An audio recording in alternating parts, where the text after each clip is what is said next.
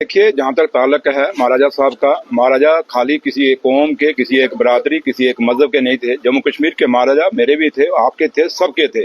और महाराजा साहब के लिए हमारे दिल में, मेरे दिल में और सबके दिलों में बहुत जगह है। और जो मेरी स्टेटमेंट है उसको तोड़ मरोड़ के कुछ लोग अपनी टीआरपी बढ़ाने के लिए और अपनी खबरें चलाने के लिए, और जिनको कोई देखता नहीं, जिनका कोई व्यूअर नहीं, उसको व्यूअरशिप को बढ़ाने के लिए ये स्टेटमेंट है तोड़ के मेरी स्टेटमेंट को तोड़ के बताया जा रहा है। जहां तक महाराजा साहब का ताल्लुक है, कल उमर साहब ने असेंबली के अंदर बिल्कुल क्लियर कर दिया है कि महाराजा साहब का क्या रोल था, 13 जुलाई का में क्या हुआ था, उसके बाद महाराजा साहब ने क्या किया, सब कुछ उन्होंने अपना एक पूरा अपने भाषण में समेट दिया।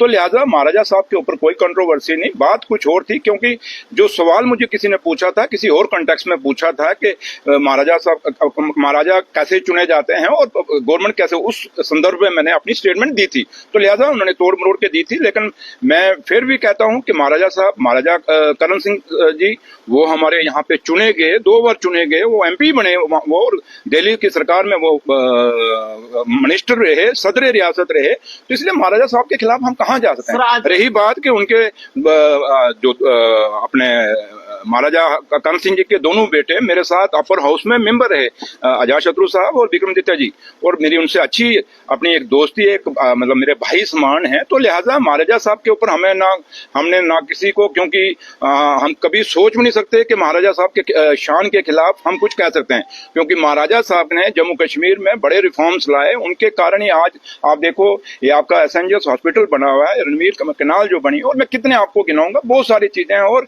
इसलिए मैं, जहां तक ताल्लुक है, अगर किसी को मेरी ये जो तोड़ मोड़ के अगर उससे कुछ होता है तो मुझे बड़ी खेद है कि किसी ने अगर लोगों के दिल को दुखाया है। तो उसके लिए मुझे भी महसूस हुआ कि लोगों के दिल को चंद लोगों ने अपनी टीआरपी के लिए नहीं दुखाना चाहिए।